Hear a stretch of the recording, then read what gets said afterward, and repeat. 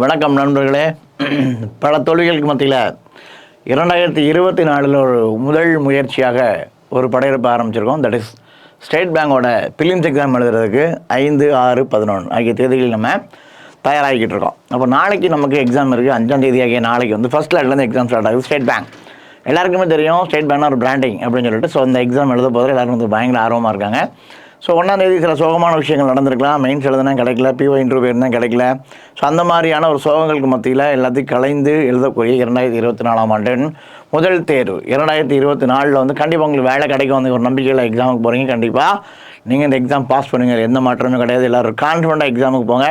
அதுவும் ஒரு state bank எக்ஸாம்னு உங்களுக்கே தெரியும், ஒரு எக்ஸ்ட்ரா எனர்ஜியோட போய் எக்ஸாம் எழுதுவீங்கன்னு நினைக்கிறேன். ஸோ கண்டிப்பாக இந்த எக்ஸாம் உங்களுக்கு ஒரு வெற்றியை தேடித்தரும், எந்த மாற்ற கருத்தும் கிடையாது. அதனால் போய் எக்ஸாம் நல்ல கான்ஃபிடன்ட் எக்ஸாமை எழுதுங்கள்.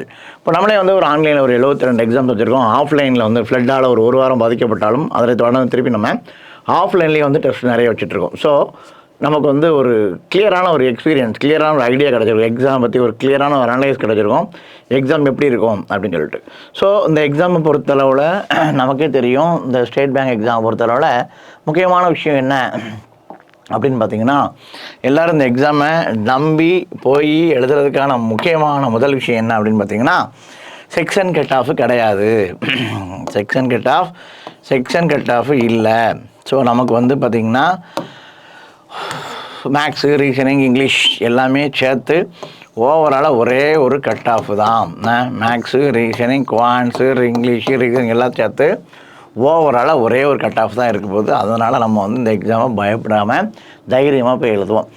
குவான்ஸில் ஒரு கட் ஆஃப், ரீசனில் ஒரு கட் ஆஃப், இங்கிலீஷ் ஒரு கட் ஆஃப் இருக்கும். சிலருக்கு வந்து ஒரு சில செக்ஷனில் கொஞ்சம் லேகாக இருப்பாங்க. அதனால் வந்து நிறைய பயப்படுவாங்க நம்ம போய் எக்ஸாம் எழுதுறதுக்கு. இது நமக்கு நீ எவ்வளோ வேணால் எடுத்துகிட்டு போ, 35 எடு, 30 எடு, இல்லை 0 கூட அது பிரச்சனை இல்லை. ஆனால் ஓவராலில் அவங்க எடுக்கிற கட் ஆஃபை நம்ம எடுத்தால் நம்ம எக்ஸாம் கிளியர் பண்ணலாம். அதனால் அந்த கான்ஃபிடன்ஸ் நிறைய பேர் போய் எக்ஸாம் எழுதுகிறோம். அதனை தாண்டி நம்ம 72 ஆன்லைன் எக்ஸாம்ஸ் நடத்தியிருக்கோம். அது போக ஆஃப்லைன் டெஸ்ட்டில் கிட்டத்தட்ட ஒரு 38 எக்ஸாமுக்கு மேலே நம்ம வந்து ஆஃப்லைன் எக்ஸாம் எழுதியிருக்கோம். ஸோ அதனால் இந்த எக்ஸாம் கண்டிப்பாக ஒரு கிளியரான ஒரு கிளாரிட்டியை கொடுத்துருக்கோம். என்ன செய்யணும், என்ன செய்யக்கூடாது, என்ன செய்யணும் அப்படி ஒரு விஷயம் நமக்கு கிடச்சிருக்கும். அப்போது அதோட நம்ம இன்னொரு முக்கியமான விஷயம் என்ன பார்த்தீங்கன்னா, லாஸ்ட் இயர் வந்து நமக்கு 355 வேகன்சி. இப்போ எல்லாருமே என்ன பண்ணாங்கன்னா, இந்த வேகன்சியை பார்த்து போன டைம் சூப்பர் வேகன்சி இருந்த 171 தான் வந்து பயங்கர சோகமாக இருக்கான். இதே மாதிரி தான் ஆர்ஆர்பியில் நடந்துச்சு. 171 வேகன்சி கடைசியில் ஃபைனல் ரிசல்ட் எடுத்தது 170க்கு மேலே 270 பக்கத்தில் அப்படிங்கிற விஷயம் உங்களுக்கு நிறைய பேருக்கு தெரிஞ்சிருக்க வாய்ப்பு இருக்குது. ஸோ இந்த இடத்துல 355 வேகன்சி லாஸ்ட் இயர். ஸோ அப்போ கட் ஆஃப் நமக்கு 62.25 மார்க் கட் ஆஃப் இருந்திருக்கு. இப்போ நமக்கு வேகன்சி 171 வேகன்சி. ஸோ இது ஃபைனல் ரிசல்ட்டில் கூடலாம், குறைய வாய்ப்பில்லை, கூடலாம், வாய்ப்பு அதிகமாக இருக்குது. அதனால் கட் ஆஃபு கொஞ்சம் கூட இருக்கிறதுக்கான வாய்ப்புகள் இருக்குது. அதனால் கொஞ்சம் நல்லா எக்ஸாமை கான்ஃபிடண்ட்டாக கொஞ்சம் எக்ஸ்ட்ராவாக நல்லா போட்டுட்டு வாங்க அப்படிங்கிறது ரொம்ப முக்கியமான விஷயம், சரிங்களா? அப்போ நம்ம செக்ஷனில் ஆவரேஜாக இருந்தால் கூட குறைஞ்சபட்சம் ஒரு மினிமமாக ஒரு 13 மார்க்குக்கு 12 மார்க்குக்கு மேலே எடுத்துட்டோம் அப்படின்னா கண்டிப்பாக என்ன பண்ணாலும் இந்த எக்ஸாம் நம்மளால் ஈஸியாக கிளியர் பண்ண முடியும். அப்புறம் ரொம்ப முக்கியமாக நீங்கள் தெரிஞ்சுக்க வேண்டிய விஷயம் நம்ம ஒரு குவான்ஸ் அப்படின்னு எடுத்துட்டிங்கன்னா, குவான்ஸ் அப்படின்னு எடுத்த உடனே எல்லாருமே தேடி பார்க்குறது சிம்பிளிஃபிகேஷன்.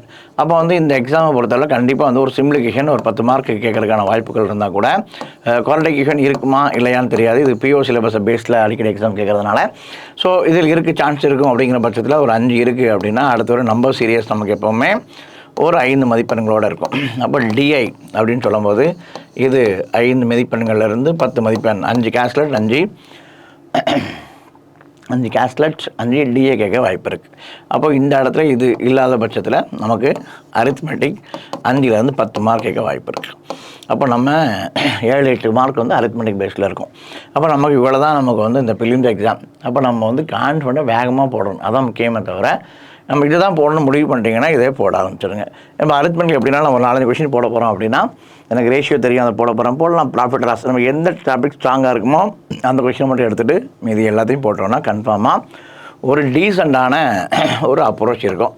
ரீசனிங்கை பொறுத்தளவில் 3 பஸ்ஸுலேருந்து 4 பஸ்ஸு கட்டாயமாக இருக்குது. பஸ்ஸுக்கு முன்னாடி நமக்கு ஈஸியாக தெரியக்கூடிய alpha number series, coding number series, coding decoding, syllogism, இது மாதிரியான ஈஸியாக இருக்கக்கூடிய எளிமையான சாப்டரை நம்ம முதல்ல அட்டன் பண்ணிவிட்டு அப்புறமா நான் வந்து பஸ்ஸில் எந்த பஸ்ஸில் எனக்கு நல்லா வரும் அப்படிங்கிறது நீங்கள் நிறைய ப்ராக்டிஸ் பண்ணிப்பீங்க. அதை பேஸ் பண்ணி சில பஸ்ஸில் பெருசாக இருக்கும், உடனே எல்லாமே உட்காந்துரும், டேரெக்டாக ஒரு பாசிபிலிட்டி வந்துடும். சில பஸ்ஸில் வந்து சின்னதாக இருக்கும், 2-3 பாசிபிலிட்டி எடுத்தால் கூட வராது, அது மாதிரி இருக்கும். ஸோ அது மாதிரி நீங்கள் நமக்கு இதில் எக்ஸ்பீரியன்ஸ் இருக்கிறதுனால இது கரெக்டாக செலக்டிவாக பார்த்து அப்ரோச் பண்ணுங்கள், இஷ்டத்துக்கு அப்ரோச் பண்ணிடாதீங்க. சரிங்களா? ஏன்னா உங்களுக்கு தெரியும் ரீசனிங்கிறது ஒரு மேஜர் பார்ட். இந்த ரீசனிங்கில் நீங்கள் என்ன பெர்ஃபார்ம் பண்ணுறீங்களோ அதுதான் உங்களோட ரிசல்ட்டை சக்ஸஸ்க்கு கொண்டு வரக்கூடிய முக்கியமான டிசைடிங் ஃபேக்டர். சரிங்களா? ஏன்னா இதில் அட்டம்ப்ட் நிறைய கொடுக்கலாம். ஸோ இதில் அட்டம்ப்ட் நிறைய கொடுத்துட்டிங்கன்னா மீதி ரெண்டுலையும் சேர்ந்து எடுத்தால் கூட, மீதி ரெண்டுலையும் சேர்த்து ரீசனிங் மார்க் எடுத்தால் கூட நம்ம பாஸ் பண்ணுறதுக்கான வாய்ப்புகள் அதிகமாக இருக்குது. சரிங்களா? சில ரீசனிங் 35 போடுவாங்க. அப்போ ரீசனிங் 35 போட்டு மேக்ஸ் ரீசனிங் சேர்த்து மேக்ஸும் இங்கிலீஷும் சேர்த்து 35 போட்டால் கூட 70 மார்க் வச்சு நல்லா அட்டம்ப்ட் ஆகிருக்கும். சரிங்களா? அப்போ ஏதாவது ஒரு செக்ஷன் நல்லா போடுங்க, ஸ்ட்ராங்காக போட்டிங்கன்னா கன்ஃபார்மாக இந்த எக்ஸாம் கிளியர் ஆகும். அதில் எந்த மாற்று கருத்தும் கிடையாது. என்ன அப்போது தேர்வுக்கு செல்லும் நபர்கள் உங்களுக்கு தெரியும் எக்ஸாமுக்கான கரெக்டான ஹால் டிக்கெட் எடுத்துக்கோங்க. எஸ்பிஐ பியூ எக்ஸாம் எழுதியிருப்போம், கிளர்க்கும் வந்திருக்கு, 2 ஹால் டிக்கெட் மாற்றி எடுத்துகிட்டு போயிடுறாங்க. எந்த ஸ்லாட் வந்திருக்குங்கிற தெளிவாக பாருங்கள், எந்த எக்ஸாம் தண்டுங்கிற தெளிவாக பாருங்கள். ஃபோட்டோ ஒரு 3 ஃபோட்டோ கண்டிப்பாக எடுத்துகிட்டு போயிருங்க. எக்ஸ்ட்ராவே ஒரு ஃபோட்டோ எடுத்துகிட்டு போங்க, 2 அட்டெண்டன்ஸ் சென்ட் பண்ணுற மாதிரி இருக்கும். ஸோ 2 ஃபோட்டோ, ஹால் டிக்கெட் ஒரு ஃபோட்டோ எல்லாம் எடுத்துகிட்டு போயிருங்க. ஸோ எக்ஸாம் சென்டருக்கு ப்ரியராகவே போய் எக்ஸாமை அட்டன் பண்ணுறதுக்கு பிளான் பண்ணுங்கள்.